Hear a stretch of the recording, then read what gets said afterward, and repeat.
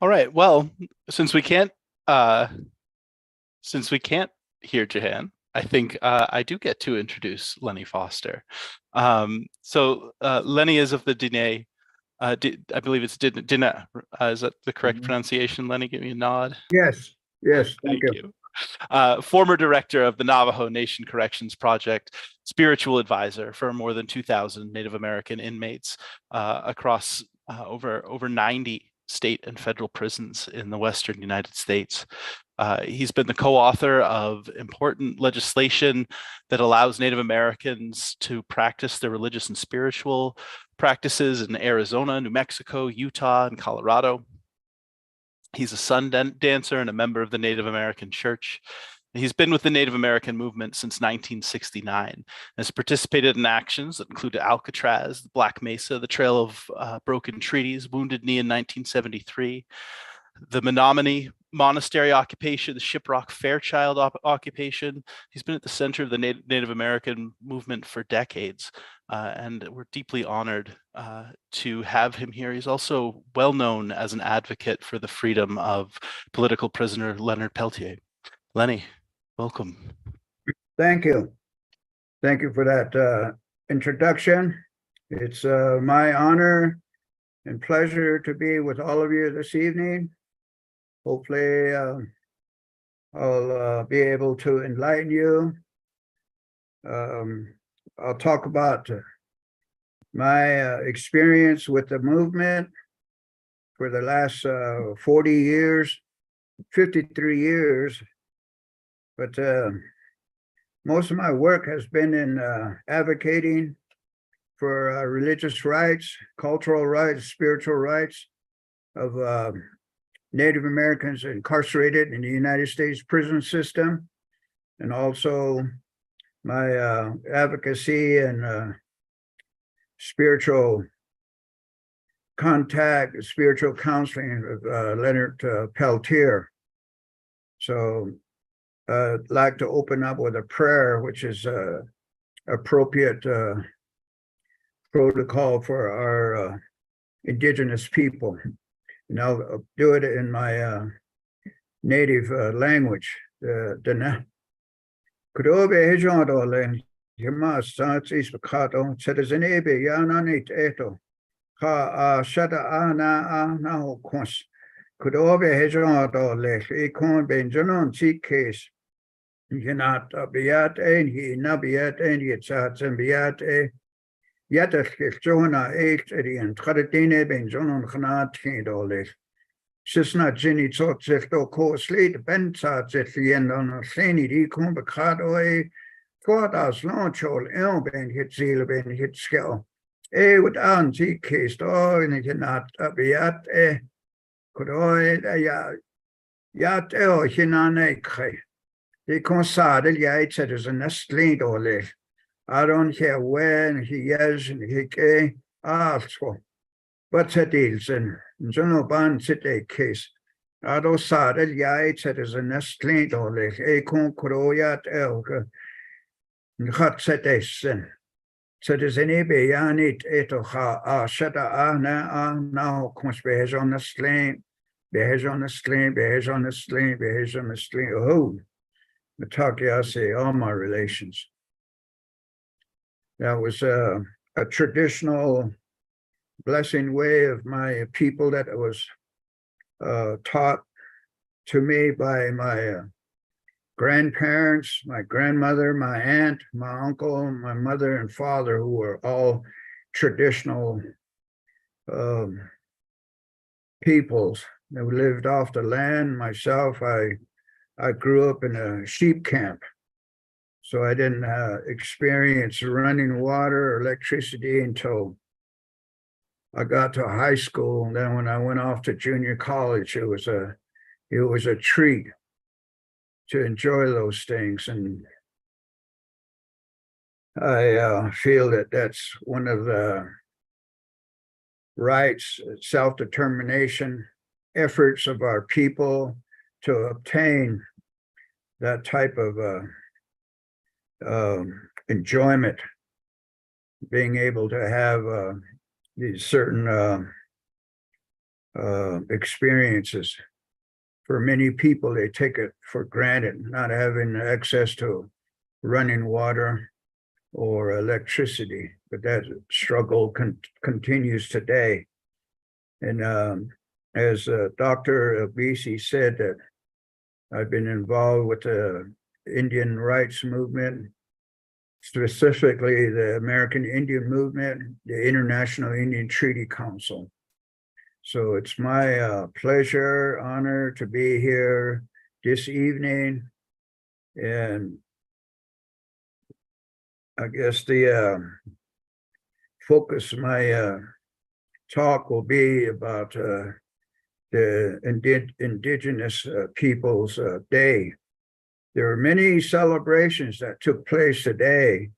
New York City, Boston, Alcatraz Island, San Francisco, Bay Area, Santa Fe, New Mexico, and places like that, where they're having gatherings of Indigenous people, American Indian people, and having a celebration, communion, powwows to celebrate the survival, our sovereignty, self-determination, and just being alive. That's a reason for celebration. And I was invited to give a talk this evening, and as I said, it's an honor for me to be among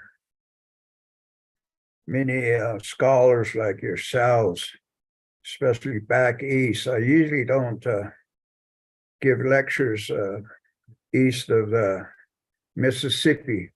Most of my work is Western United States, Southwest, and North America, Canada, Alaska, Mexico, Central America, South America, New Zealand, Hawaii, places like that. And I belong to the International Indian Treaty Council, which is an exercise in self-determination of Indigenous people, advocating for treaty rights and human rights. We initially started with civil rights back in 1969, 1970, which I participated, carrying picket signs, but that wasn't enough, because we were attacked by the government forces, the Bureau of Indian Affairs, the churches, and the boarding schools. And then, like I said, the church, the Catholic Church, had a big role in this colonization.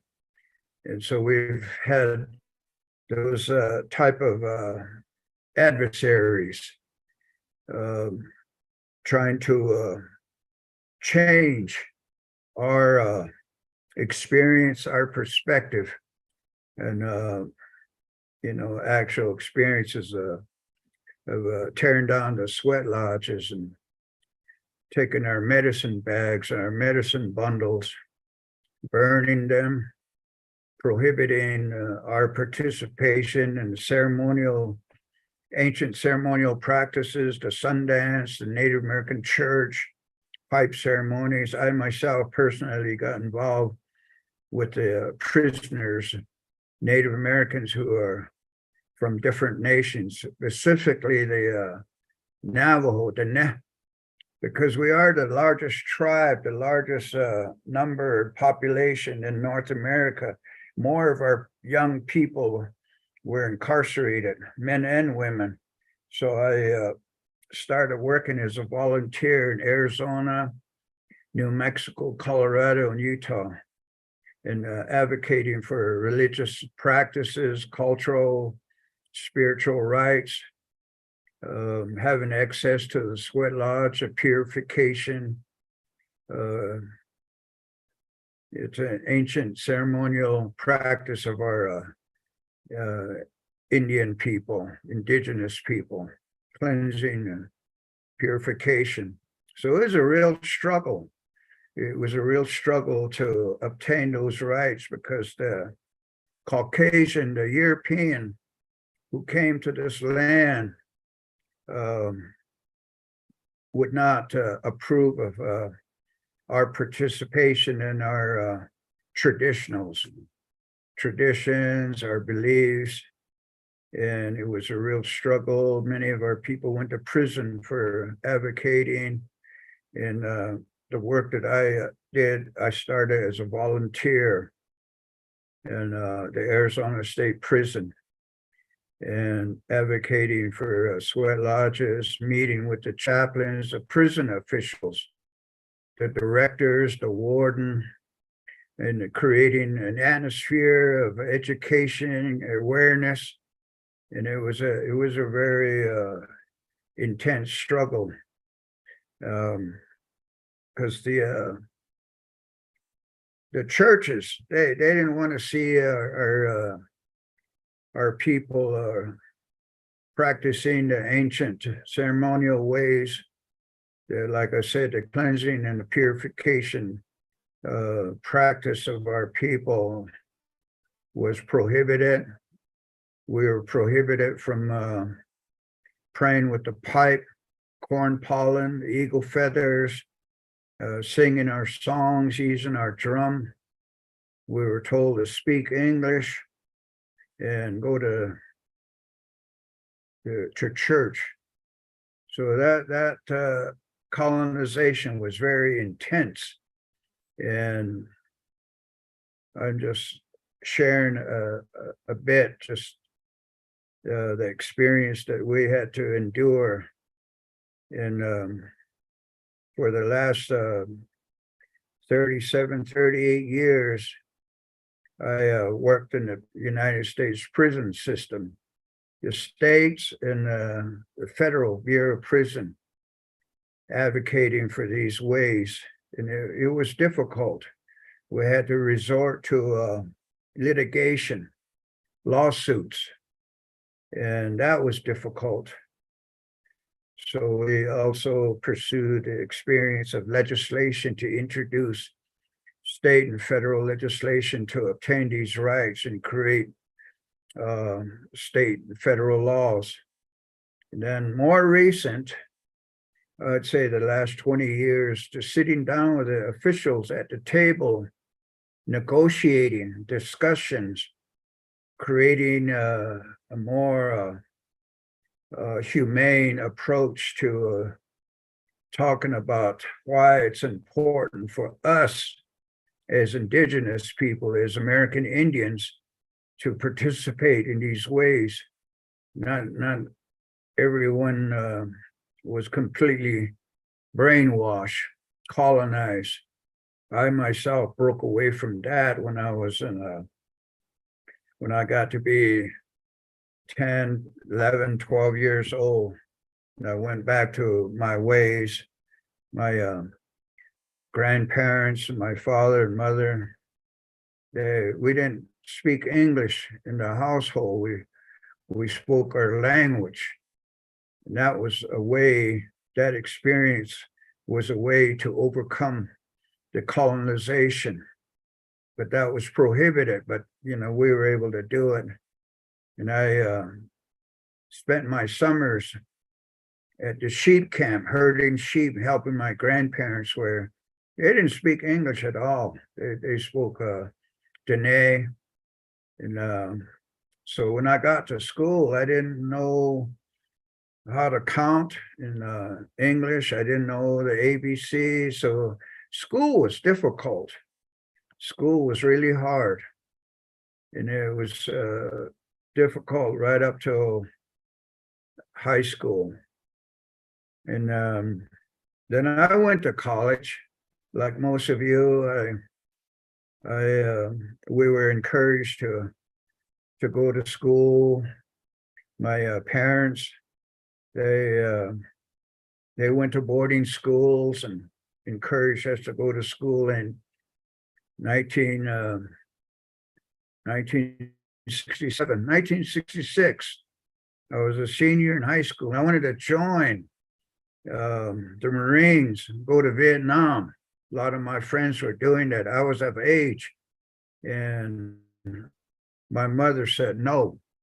because my father was a Marine. He was a United States Marine and code talker. If you know the history of the code talkers, you know that they recruited young Navajo to be radio operators and speak in code and the Navajo language where the Japanese were not able to understand or decipher. So that was quite a history. You might write that down on your own time. Google that and look up what the experience of the Navajo code talkers. So my father was he was a code talker. So when we were young, we didn't know that. He never talked about it. He never said I was a code talker. I knew he was in the Marines because he had a tattoo on his forearm. He had the globe and the anchor tattoo. But he didn't like to talk about it, so I didn't ask him all the time. And then, like I said, I was going to enlist in 1966. That's when the Vietnam War was going on. I think some of you, I'm sure, remember that. I know I'm probably the oldest one here. I'm 75 years old. And most of you are probably younger than that. So you'd have to look it up and see what the Vietnam War was all about. They had a draft at that time. They were just drafting people. The white kids were, because they were privileged, they went to Canada. They avoided the draft, but Chicanos and African Americans, Native Americans, we were drafted, we were enlisted. Like I said, I wanted to enlist in the Marines, and my mother said no. She said, I don't want you. I want you to go to school. So that set me on a whole different path, and I'm glad in a way that she did that, because I lost many friends, classmates. They went into the service and they were killed in action, and so that experience for many of our generation. So I got involved with the American Indian movement in Denver, Colorado. I went to Colorado State. Well, initially I went to a junior college and played baseball. That's an experience that I had as a result of my participation in basketball and baseball in high school. And I was able to play 2 years of junior college baseball. And that was probably one of the best experience that I ever had, because it was very tough, very tough. I was invited to a tryout camp by the Los Angeles Dodgers in Albuquerque, New Mexico in July 1966. And I had a scout named John Keenan, who was going to sign me as a free agent and send me to Ogden, Utah. That's where the Dodgers rookie camp or the rookie league. And but because I broke a bone in my throwing hand, that stopped me from pursuing that. So I went to school. I went to Arizona Western. Then I finished 2 years there, and I transferred to Colorado State, Fort Collins, Colorado. Some of you might know where Colorado State. It's a big school, major university, not as big as the University of Colorado, but it's one of the bigger schools out west. And I graduated, but my time there, I met Vernon Belcourt. And he was the co-founder of the American Indian movement. And I joined AIM 1970. And also at that same time, I met Leonard Peltier on the streets of Denver, right there on Colfax Avenue in Denver. If you ever been out that way, you know where Colfax Avenue is. It's one of the major streets. So I had the privilege to meet these gentlemen, Vernon Belcourt, Clyde Belcourt, Russell Means, Dennis Banks, Leonard Peltier, Leonard Crowdog, Wallace Blackout. These were legendary figures in the American Indian movement. And I had, it was a real privilege for me to walk into that environment and meet these people. I became friends, became relatives. I started participating in the sweat lodge ceremonies of the Lakota people. If you ever been to a sweat lodge ceremony and participated, you know how difficult, how intense it is, and especially the Lakotas, the way they practice it. And Leonard Crodog was, and Wallace Blackout was the spiritual leaders. They taught us those ways, and Crodog said that he wanted all aim to Sundance. And the Sundance is a Northern Plains traditional spiritual ceremonial way. And that very intense at fasting, abstaining from food and water for 4 days. Prior to all of that, you go on a vision quest. And so that was something that was advised. I participated in it. I did 26 summers of sun dancing. And that was one of the best experiences that I had in my when I was in my 20s and 30s. Now I'm 75 years old.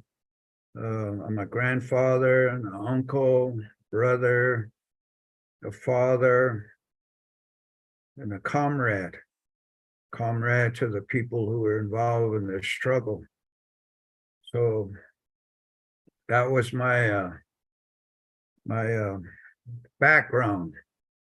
And then like I was mentioned, I participated in the Bureau of Indian Affairs Trail of Broken Treaties Caravan takeover of the Bureau of Indian Affairs in Washington, D.C., 1972. That made history. So you might make a note of that and Google it and read all about it. We worked on a 20-point position paper and presented it to President Nixon.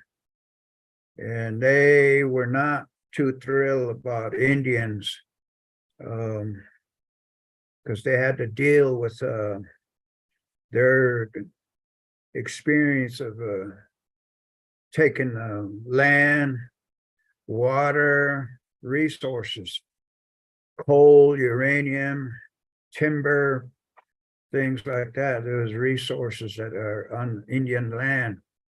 But their experience of taking stolen, stealing Indian land, that practice still continues today. That's why there's a movement. That's why I'm involved in this movement to stop that. In the Indigenous Peoples Day came about as a feedback or a reaction by the Indian people across this country that Columbus, what they call Columbus Day, was not somebody that we admire or honor. So that's how resolutions, proclamation, working in collaboration with the states, the cities, to establish Indigenous Peoples Day. You might also make another note. President Biden issued a proclamation here just maybe a couple days ago, last week or today, that he recognizes the Indigenous Peoples Day. So things are changing, slowly changing. And it's been a hard struggle because many of our people have passed on. The leaders are all gone. Russell Means, Dennis Banks, Clyde Belcourt, Leonard Crodog, Wallace Blackout. All our movement leaders are all gone. They passed on. And one of the leaders that's still with us today is Bill Means, Tony Gonzalez, I guess you could say myself.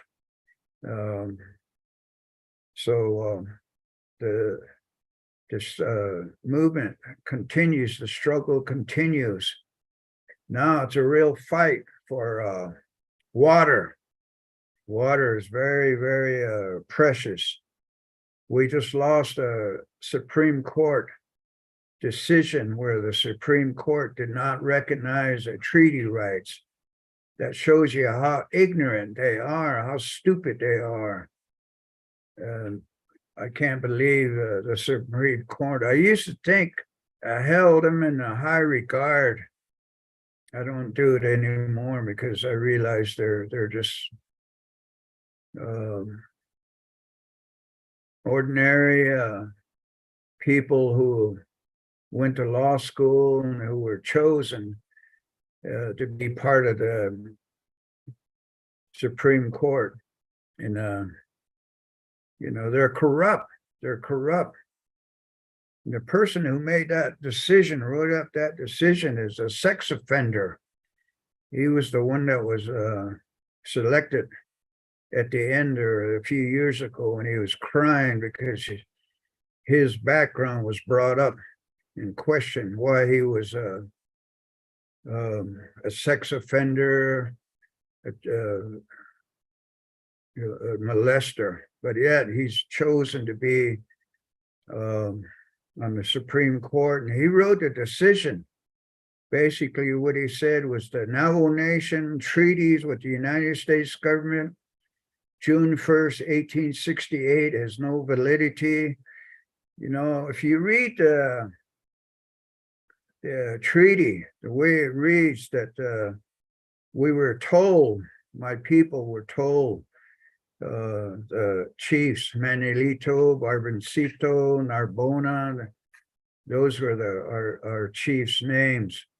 They signed a treaty with the United States government, and they put an X on the treaty that signifies their signature, an X. And they were told, okay, you lay down your arms, don't go to war against a white man anymore, you become farmers. And in order to be a farmer, you got to have access to water. And to do that, irrigation and grow corn, squash, and beans, you need water. But this Supreme Court, they didn't, they just totally ignored the treaties, the treaty rights. So where do we take that? We're going to have to take that into the United Nations in Geneva, Switzerland, and see what happens there. So that's another big struggle. It's another intense struggle because we had to sit down with these people and negotiate and discuss across the table that they were wrong in that decision. And that's the last recourse is in the World Court, United Nations. So that's some things that are happening that I'm involved in. And it's Indigenous Day. That's part of that whole struggle, that whole experience. It's not something minor. It's not something, it's very significant. And, the allies that we seek are sometimes not appreciated by the United States government. So even the government is not an ally. They need to just recognize the treaties. But sometimes they don't want to do that either. They don't want to admit they're wrong. And so it's a very difficult, very difficult. But like I said, today they're celebrating the Indian communities in New York City, in Boston, San Francisco, Santa Fe, New Mexico, Alcatraz Island, celebrating the pride, being native, being alive, and that we had to be given that respect and allowed to sit at the table. And maybe we're small in numbers, but at one time, the Western Hemisphere was all indigenous people, all the way from Alaska down to the tip of South America. Was all indigenous people. And that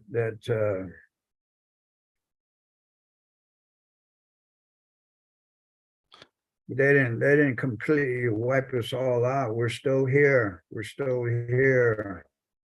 Myself, I'm a Kiahani, townhouse people, born for Chetlani, it was a mountain cove. And Topahi are Marches and Enagani are Manales. That's how we introduce ourselves by our clan.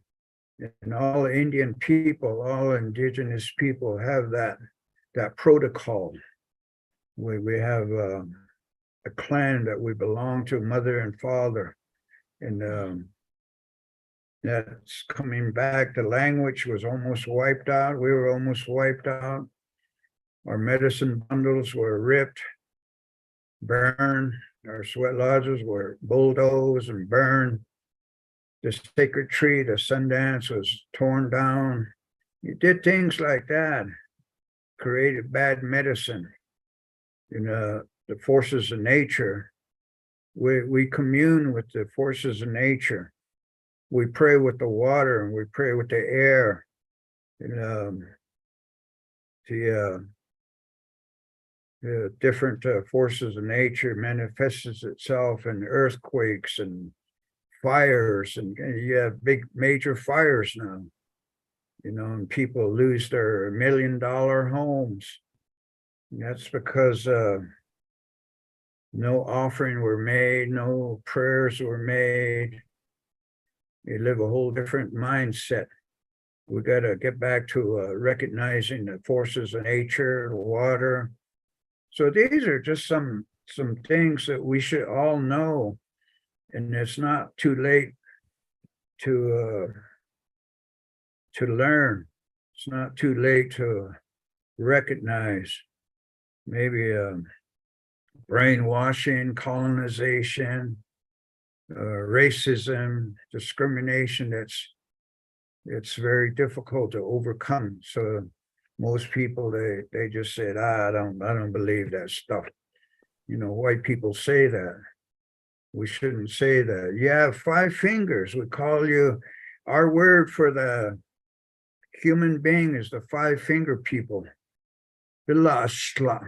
That means you have five fingers. That's the term, the Indian term for human beings. Just because you have white skin, that don't make you superior. That don't make you different. You have 5 fingers. You have a mind. You have the gift of speech, make prayers, make offering.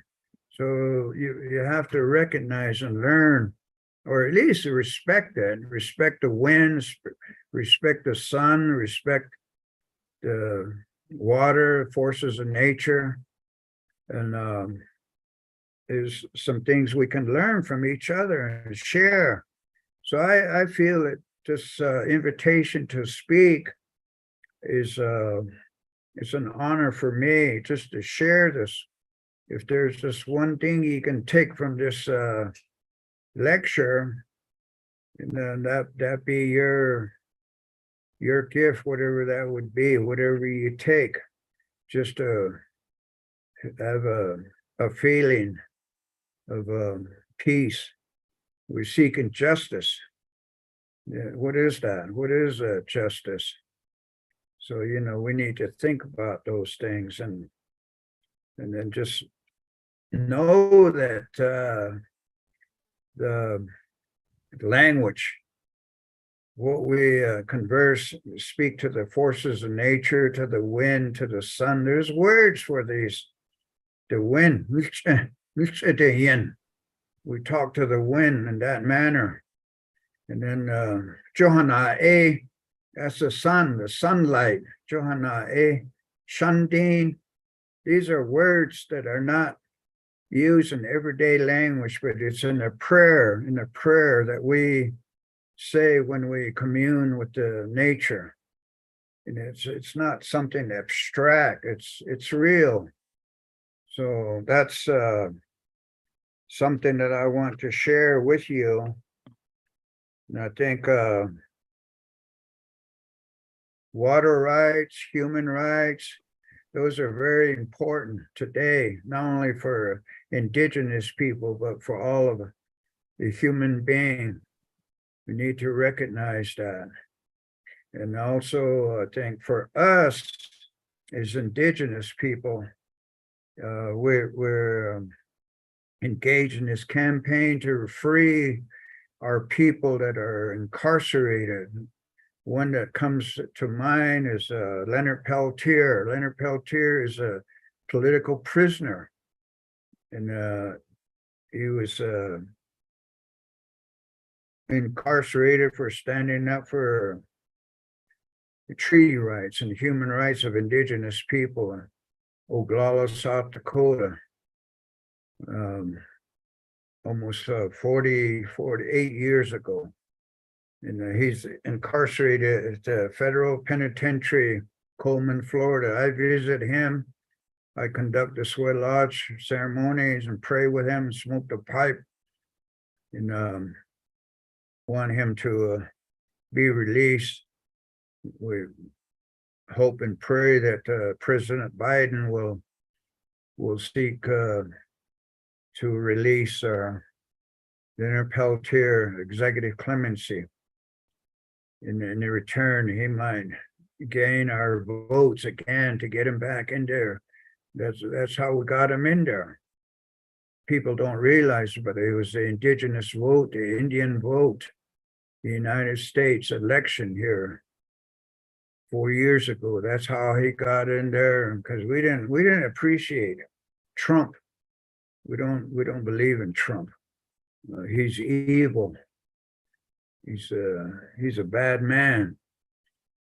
And so voting is important to us. We exercise that right.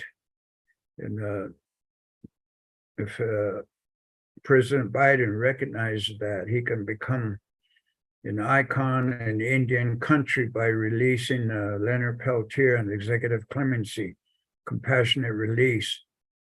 We don't want him to be insignificant. There's a footnote like Obama or Bill Clinton.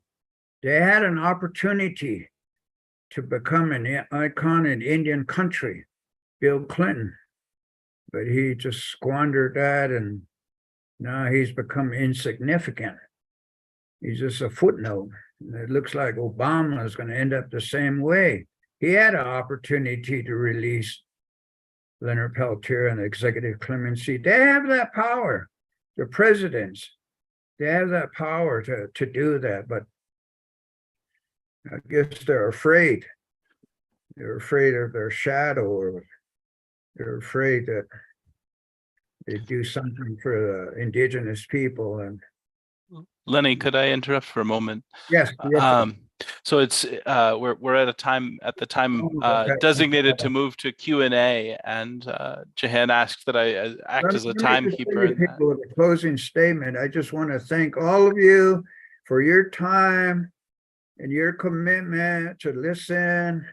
I know maybe you don't agree with some things I said, but just accept that is a feeling, is an opinion, is an experience that I want to share with you. And I want to thank you, Will, and Dr. Jehann, for inviting me, Scott, Sarah, Jinde, Gray, Doug, Doreen, Moji, Mary, Bill, Sandra, Sue, Meriden, Moan King, Will Hopkins, Amy, all of you.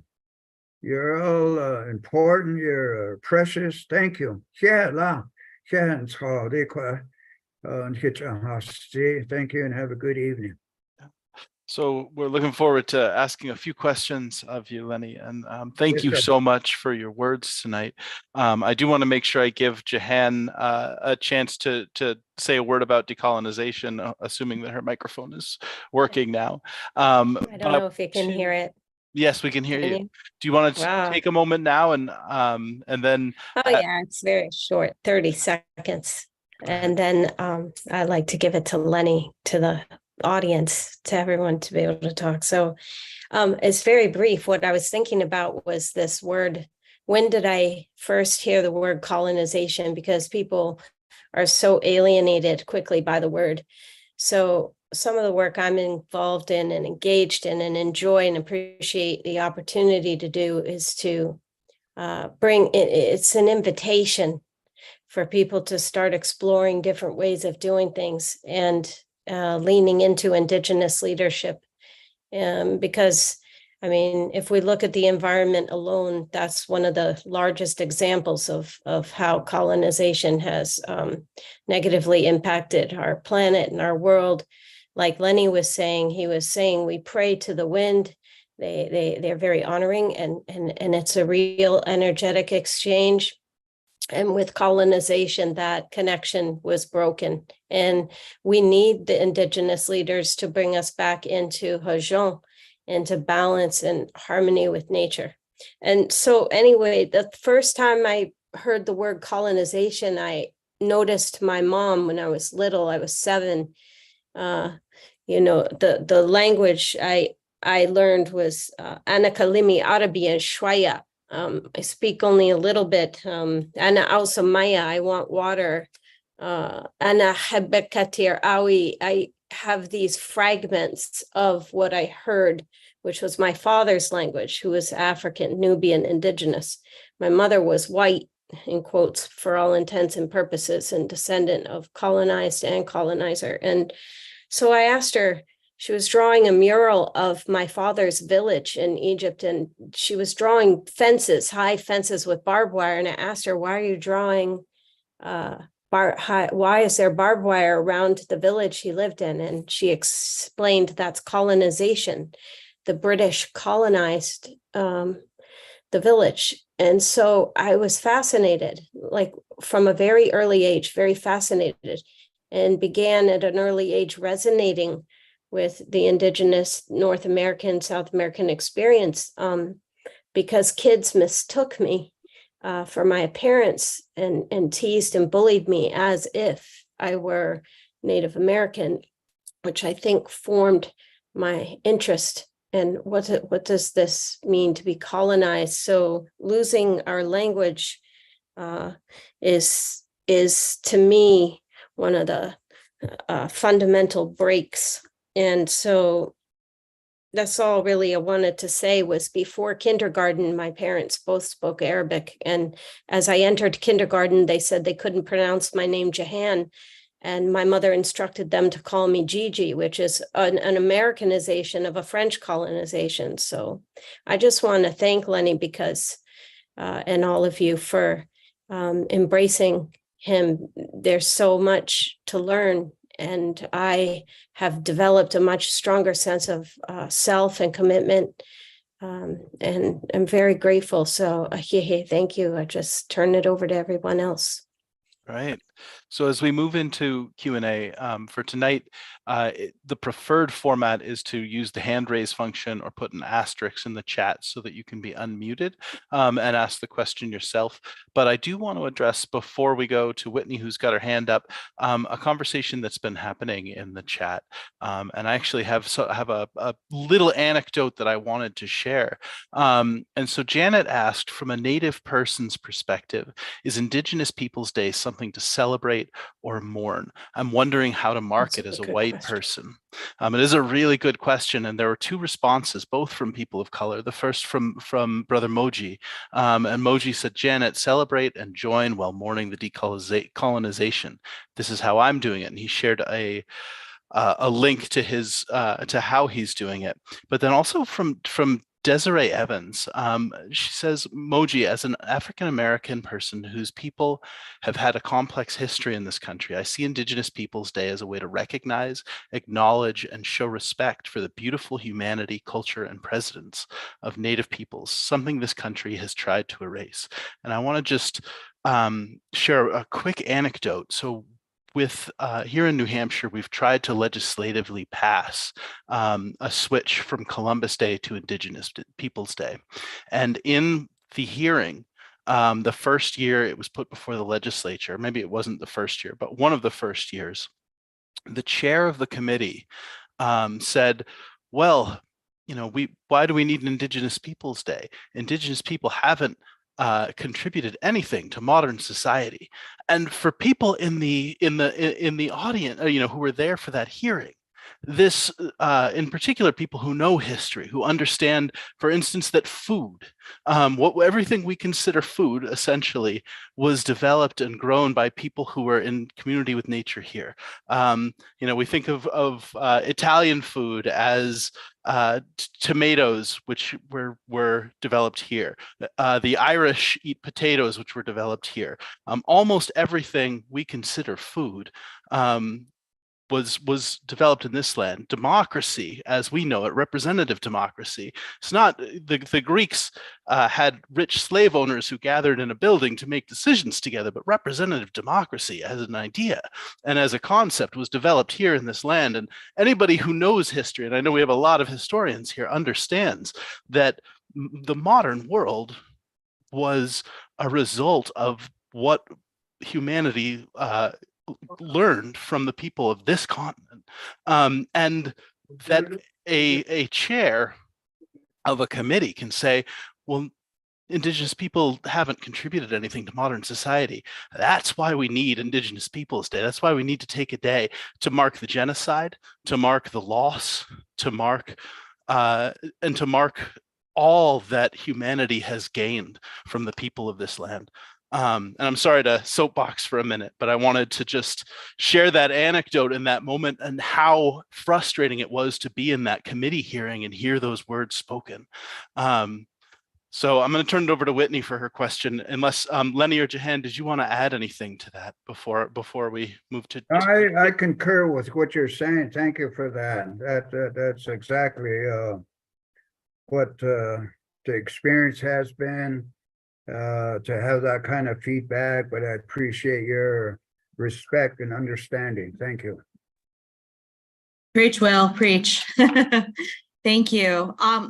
Mr. Foster, I just want to first acknowledge, as a former history professor and a former board member of New Hampshire Peace Action, with deep gratitude, your storytelling and your wisdom keeping, and your role in our story, the American story. It's so profound and so meaningful to so many of us to hear directly from someone who lived in these moments.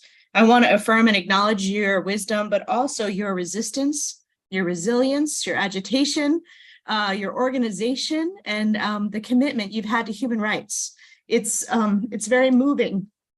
My question is this: what is the story that we need to be telling right now, as we are remembering all of these pieces of imperialism and exploitation and extractive capitalism and violence and empire?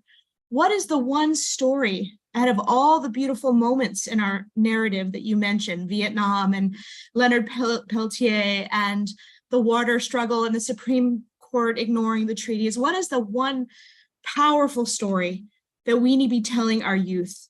Because as we know, in this peace movement in America, it's mostly, you know, the 40+ crowd, and we need to energize the youth, and we need to educate the youth, and we need to battle this revisionist history that erases and makes invisible people who have stories to tell and wisdom to share. What is the one story that you would like for us to be talking about with the youth today. Thank you. Respect one another's vision. We all have a gift of vision, what our vision is based on our experience, education. You have that vision, and to respect another person's vision. I think that's very important. What you teach your kids and grandkids, that remains with them.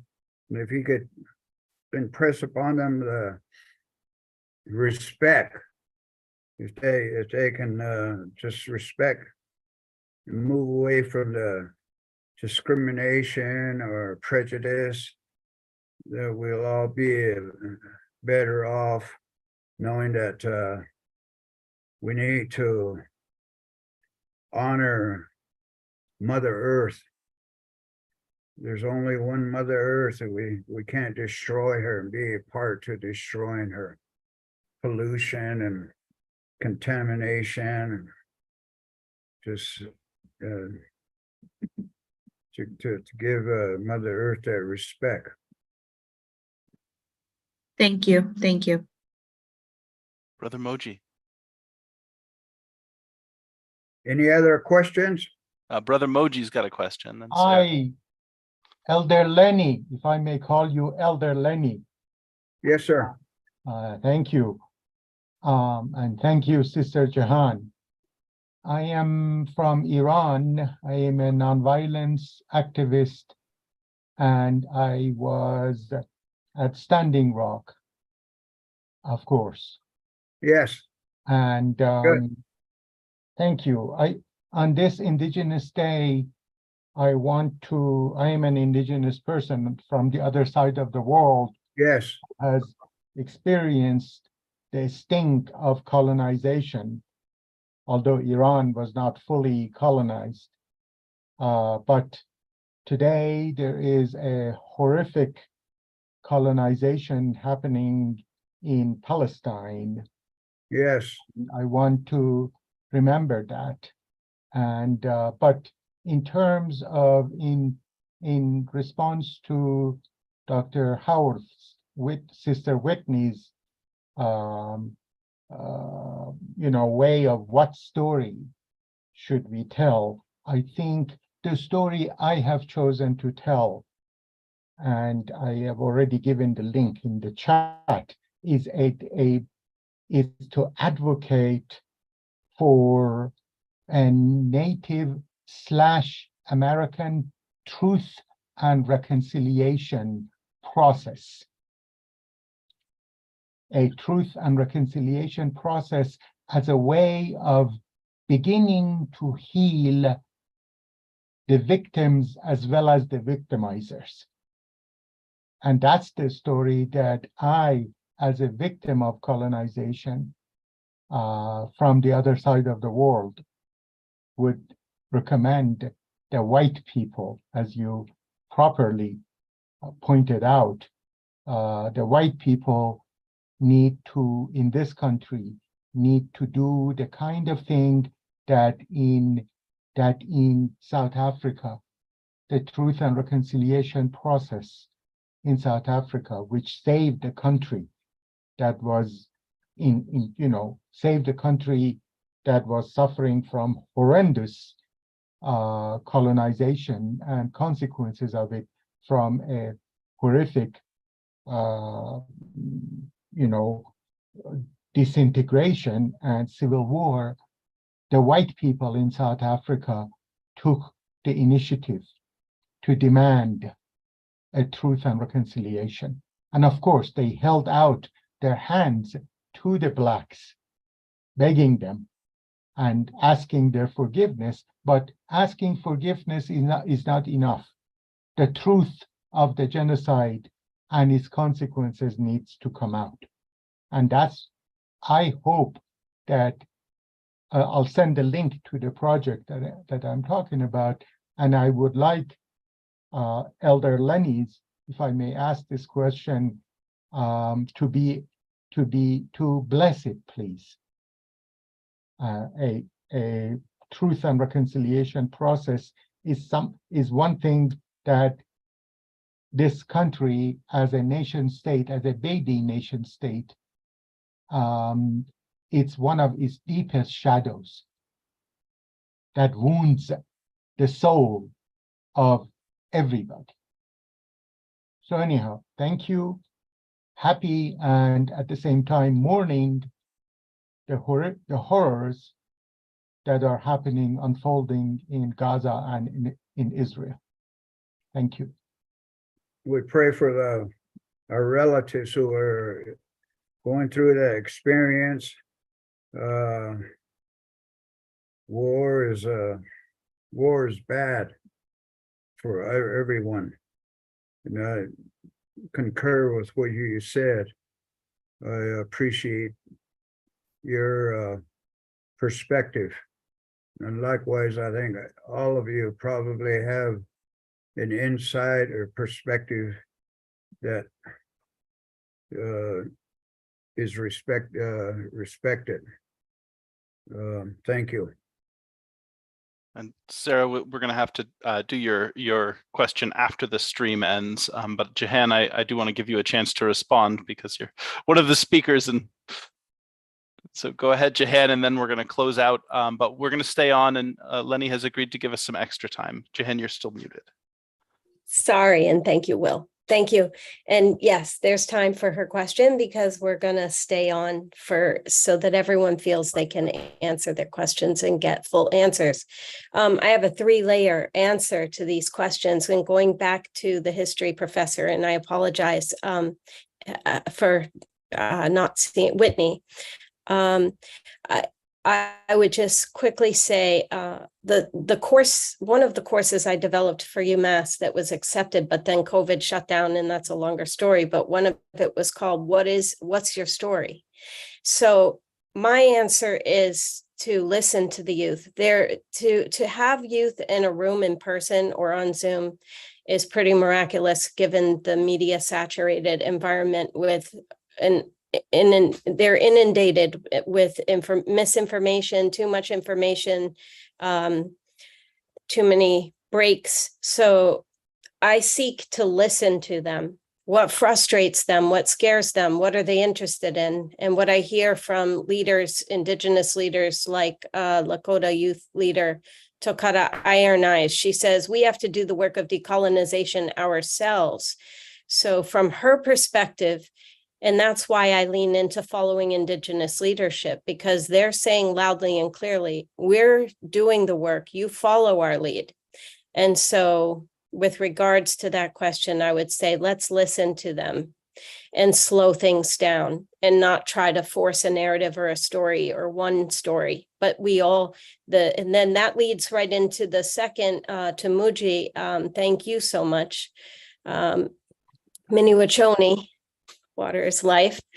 And with your work, I would say, yes, truth and reconciliation is essential, but it can't be accomplished without decolonization as a first layer. And with respect to Indigenous Peoples Day, do we celebrate? What a beautiful question. Thank you for asking that question. I see it as an invitation. And I ask those who are resistant, because people that I wouldn't expect to be resistant are resistant. You know, they want to stick to something like Columbus. Well, I just ask, well, why do you want to celebrate a murderer rather than accept an invitation to participate in beauty and love and understanding? What was taken is still here and very much thriving in Indian country. And I'll just stop there so it could go to audience.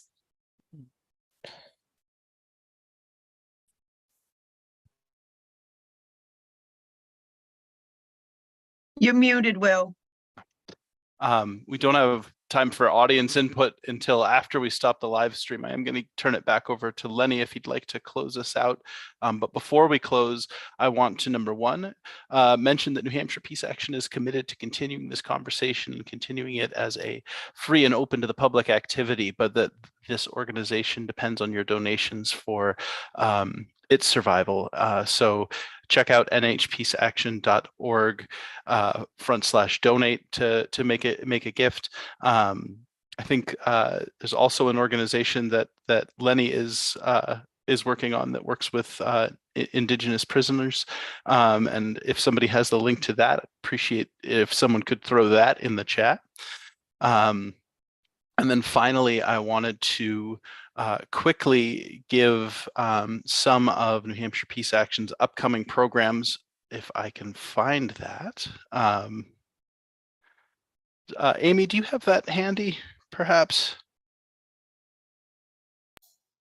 I'm having some tech issues, Will. Okay. All right. But I can, if you give me a sec, I can try. Usually I would know those, but. Yeah. Sorry. So check out newhampshirepeaceaction.org. Every other Monday we have a conversation series. We'll Oh. skip over that. Do you have any closing words that you would like to share before we turn off the live stream and move Lenny to a more informal Q&A?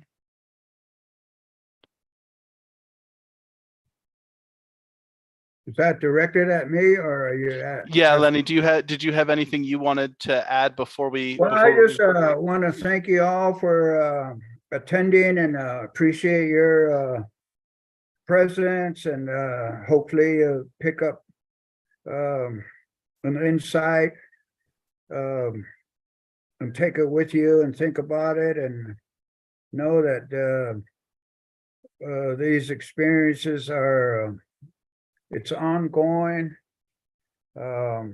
We can support the struggles, the resistance in our own ways. So I just encourage you to do that.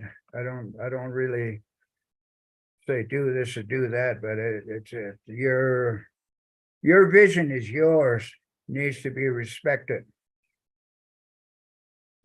All right. Thank you. Thank you, Elder Lenny, for your words tonight. Thank you for joining us and giving us the gift of your time and for offering a little extra time. I do have our next few programs up now. So October 18th, Jeremy Love, a former board member, is going to host a New Hampshire Peace Action Act session where we're going to work on the Back from the Brink sign-on letter that is to oppose nuclear weapons. October 23rd, Dr. Joseph Gerson is going to talk to us about possibilities for peace in the post-Cold War era. November 20th, Greg Coleridge from Move to Amend is going to talk to us about ending militarism and corporate rule. So stick with us every other Monday, and hopefully I will join you for some of those.